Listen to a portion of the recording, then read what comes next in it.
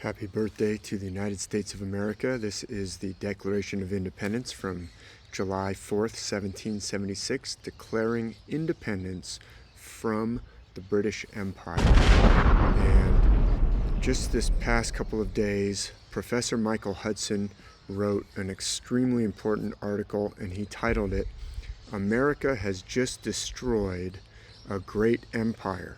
What's he talking about? He's talking about America has allowed itself to A, become an empire after declaring independence from the British Empire, and B, then destroyed itself. Let's take a quick look at what he says. Herodotus, in Book 1 of his history, tells the story of Croesus, king of Lydia, circa 585 to 546 BC, in what is now western Turkey and the Ionian shore of the Mediterranean. Croesus conquered Ephesus, Miletus, and neighboring Greek-speaking realms, obtaining tribute and booty that made him one of the richest rulers of his time. But these victories and wealth led to arrogance and hubris. Croesus turned his eyes eastward, ambitious to conquer Persia, ruled by Cyrus the Great. Having endowed the region's cosmopolitan temple of Delphi with substantial silver and gold, Croesus asked its oracle whether he would be successful in the conquest that he had planned. Pythia, priestess, answered, "If you go to war against Persia, you will destroy a great empire." And then, as Michael Hudson explains, Croesus misunderstood that pronouncement from the temple of Delphi. Herodotus says Croesus misinterpreted it. And we don't know if that story's true or just legendary, but it comes down from ancient history. The temple told the truth. If you attack Persia, you'll destroy a great empire. Croesus thought the oracle was telling him he would destroy the Persian Empire. Instead, he would destroy his own empire. So Michael Hudson proceeds to say, Croesus therefore set out to attack Persia around 547 BC. Marching eastward, he attacked Persia's vassal state of Phrygia, and then King Cyrus basically defeated Croesus's army, captured Croesus, and seizing Lydia's gold and introducing his own Persian gold coinage. So Croesus did indeed destroy a great empire, Michael Hudson writes, but it was his own. Then he continues in his piece, fast forward to today's drive by the Biden administration to extend American military power against Russia and, behind it, China. The president asked for advice from today's analog to antiquity's Delphic oracle, the CIA and its allied think tanks. Instead of warning against hubris, they encouraged the neocon dream that attacking Russia and China would consolidate U.S. control of the world economy, achieving the end of history. Very interesting what Professor Michael Hudson, who's an outstanding modern economist, but who has also written books about the fall of the Roman Empire, ancient views of money and debt forgiveness in the ancient world, and in the ancient texts of the Bible and other sacred myths given to other cultures around the world. Michael Hudson has just compared the Delphic oracle, and he says it's been replaced by the CIA and its allies.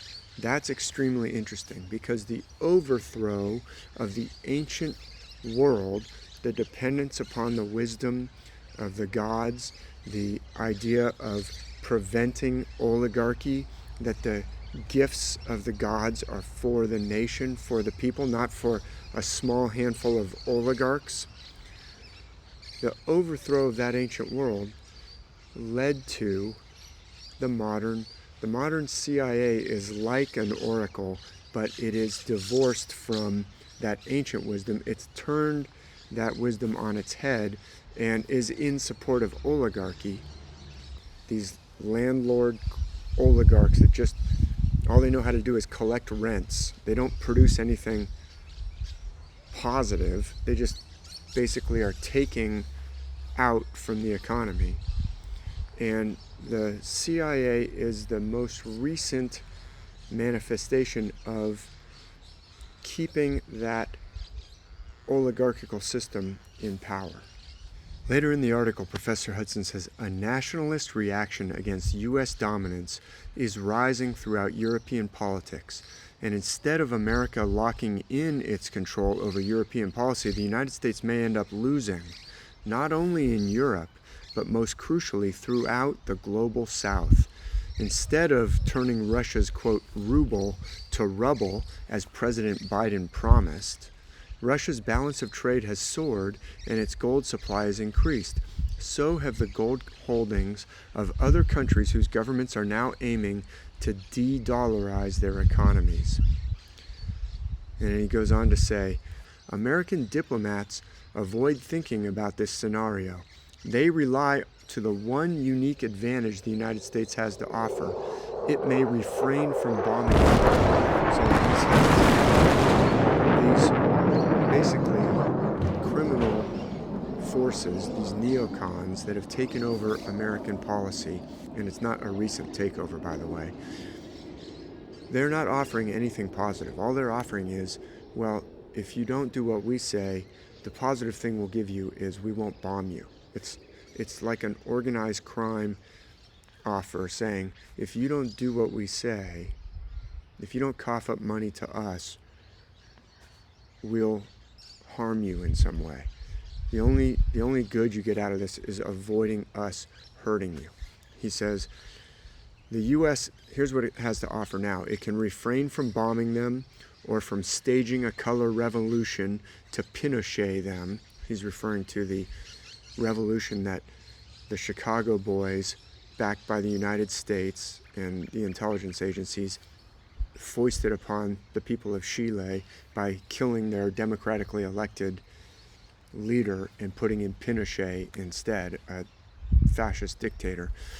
It can refrain from bombing them, it can refrain from Pinocheting them, or it can refrain from installing a new Yeltsin who gives the economy away to a client oligarchy.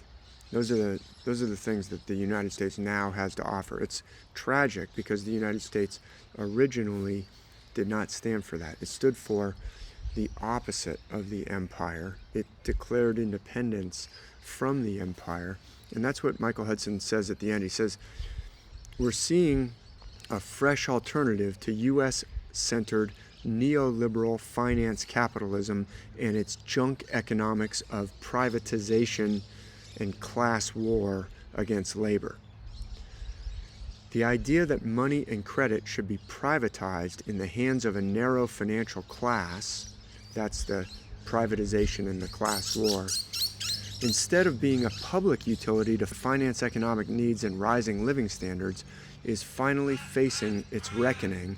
And then he says the irony is America's historical role has been to use money and credit as a public utility to finance economic needs and to bring living standards up. That's what America's history was supposed to be about.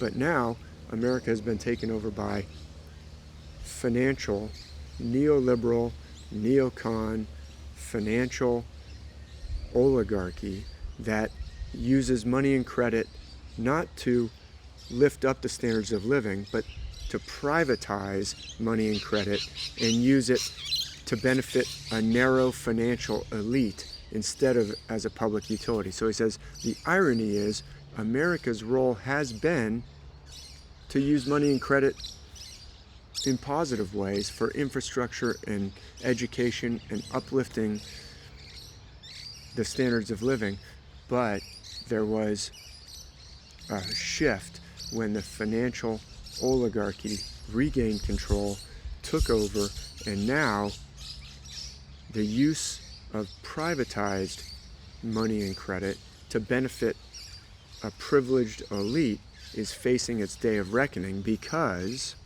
refraining from such behavior is all that America can offer. All it can offer is we won't bomb you, we won't Pinochet you, we won't color revolution you, we won't put in a Yeltsin to give away your country to a bunch of oligarchical, basically privatizers.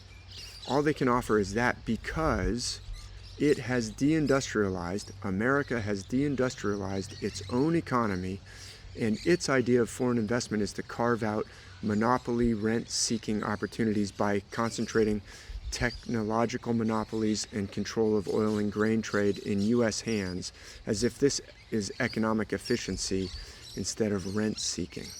Okay, what did he just say? That basically all the U.S. has to offer is, well, we'll give you our monopolized food, and we'll give you our monopolized energy, and we'll give you our monopolized tech products. We'll give you a bunch of rent-seeking. We'll give you the opportunity to pay us rents.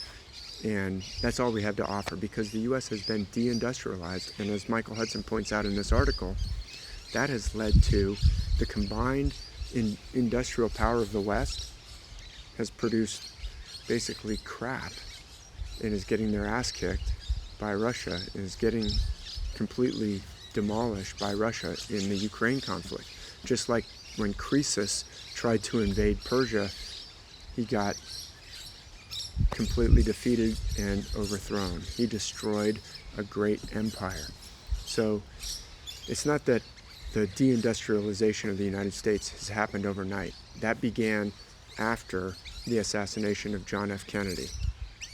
That began after the assassination of Robert F. Kennedy. John F. Kennedy was the elected president of the United States, and he was assassinated. Robert F. Kennedy was the selected nominee for the Democrat Party in 1968, and he would have won, almost certainly would have won that election and become the President of the United States. He was assassinated right after he won the nomination to be the Democrat Party presidential candidate in 1968. After that, that's when deindustrialization happened. So this is all connected. And so the irony is the United States used to be pursuing the role of using money and credit to uplift the economy and the standard of living. Something happened to change the whole trajectory into deindustrialization and financial oligarchy, and that's what we've been experiencing since the 1970s after the assassination of John F. Kennedy and Robert F. Kennedy. And now the bankruptcy, the emptiness of that deindustrialized, basically organized crime that took over the United States is being exposed to the entire world in this basically organized crime state that basically says all we have to offer is that we won't bomb you and we won't color revolution you, we won't Pinochet you, and we won't Yeltsin you and sell you off to a financial oligarchy. But actually, that's what they do. They Yeltsin you. That's all it has to offer is we'll take your resources that were given by the gods to the people and we'll give them to a financial oligarchy instead. And that's what's so brilliant about what Professor Hudson points out. The ancient ways that were represented by the worship of the gods and the ancient myths that were given to all the cultures of the world, that was overthrown, and that brought in this rentier oligarchy in the Western Roman Empire after the Delphic Oracle was overthrown, after literalist Christianity took over. That led to the situation that we have today. That's what the Declaration of Independence was saying. We don't want to be part of that European oligarchy anymore. We want to break free from that. But something happened. The democratically elected presidents of the United States were assassinated and overthrown. It was deindustrialized. That's how we got to where we are today. Happy 4th of July, everybody.